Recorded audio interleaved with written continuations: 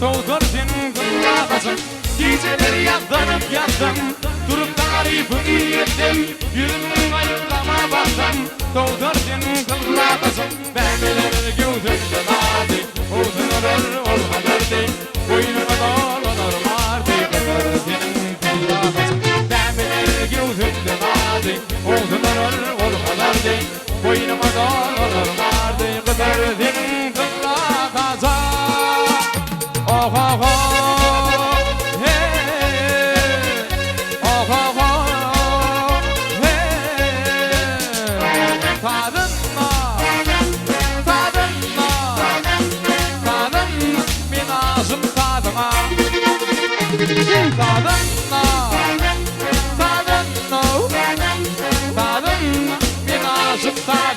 Bir aydınçı tadına, yani gelinle, doğru düşündüm böyle hey bir halkın hılmakınla.